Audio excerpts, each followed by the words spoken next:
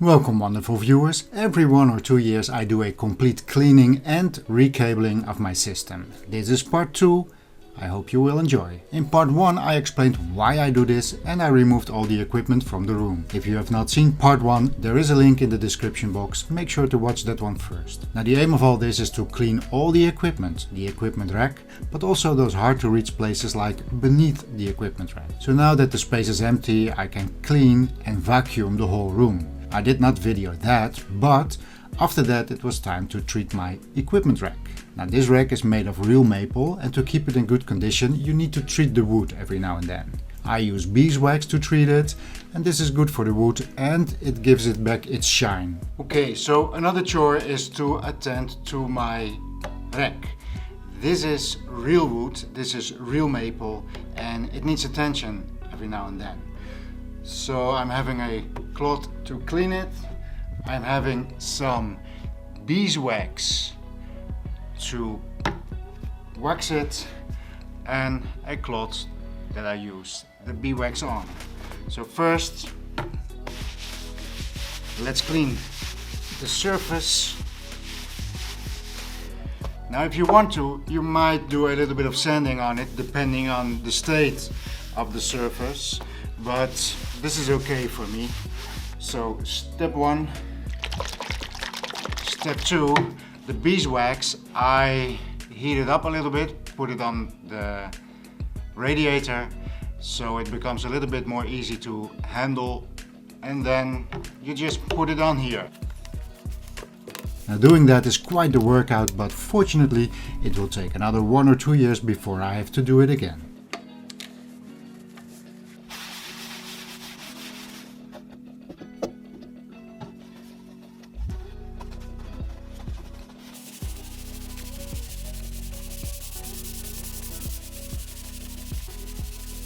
Now this wood turned out to be a lot drier than I expected, so it took quite some time to finish the whole rack. And the reason for that is probably the fact that it can get so very hot in my living room. I might want to change the frequency to once every year.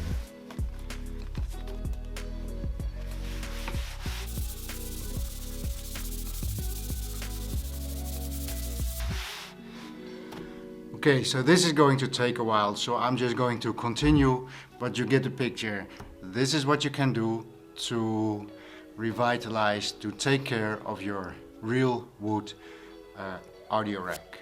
The next part is to clean all the connections in the system. I use some alcohol to do so and some Q-tips. Another boring job that needs to be done, but a very important one. If you look at your whole system, the place where the signal needs to jump from a cable to a piece of equipment, or from the equipment to the cable, is a crucial spot where things can go wrong. Corrosion can seriously damage your sound quality, so that's why I clean them all thoroughly. So now that everything is all cleaned up and ready to go, it needs to be reinstalled, but of course we also need to redo all the connections for power cables, interconnects and loudspeaker cables. Now it was 2 years ago that I did this the last time, and not everything in my system is as it was. So over these 2 years the cabling became a bit of a mess. Time to redo it. Because a quick count tells me that I have somewhere around 30 to 35 cables to manage in just this one system. For example, there are already some 13 power cables in this system alone. Even if you don't care about cable management, the least you should do is to try and keep the power cables as far away removed from the other cables as you can. Now the challenge in this system is that the 2 mono amps are some 2 meters removed from the main rack. The first subwoofer is some 4 meters removed, the second sub is about 12 meters removed, and the projector a whopping 16 meters, and everything needs to be connected, so here we go. With the rack removed you can see this strange little half wall that causes some of the acoustical challenges in this room. This thin drywall causes some irritating resonances, especially in the bass region. And this wall is also one of the reasons I have my loudspeakers placed so far into the room. Now as you can see, I have one power strip hanging on the wall that is plugged into my PS Audio power plant to create some more filtered outlets, and only equipment with low power demands get connected here. The other thing you see is that I placed an acoustical panel right behind the equipment to minimize reflections coming from the wall back to the equipment. I did this especially with the turntable in mind. A benefit from this wall is that I can use it to help with my cable management.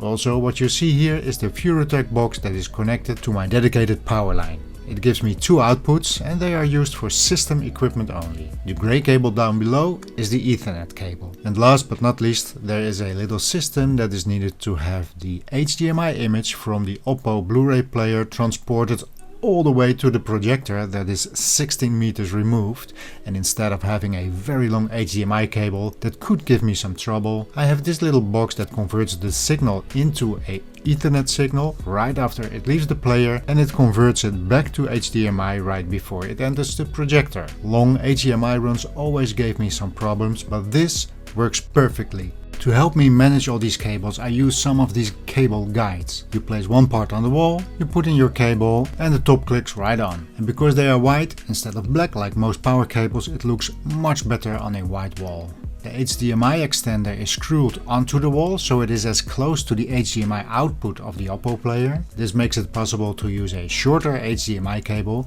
and that means less cable to manage and a shorter signal path. Now here you see how I managed all the cables behind the smaller equipment rack. These two cable guides actually hide a whopping 28 meters of cable. Two subwoofer cables, two Ethernet cables, two cables from the preamp to the power amp, those go only halfway as you can see, and a power cable. And if you ask me, this is a pretty neat way to hide 28 meters of cable. Now 3 of those cables need to go even further to connect the subwoofer that is behind the couch and to connect the projector, so I am also using some cable guides on the long side of the room. In the corner in the back of the room, where the second subwoofer is, I had to do some extra management because the sub needs power and so does the projector. I also have a video power filter installed in this corner because even though I am mainly an audiophile, I also want to make sure my projector gives me the best picture it can deliver. So after all of this, you can see here in the corner where the smaller of the two subs is how clean this looks. Just the power cable and the cable that provides the subwoofer output from the Oppo. Now all that I need to do here is to connect the subwoofer cable that runs from the mono amps to the sub, and I'm done in this corner. And the other subwoofer is also back in its place.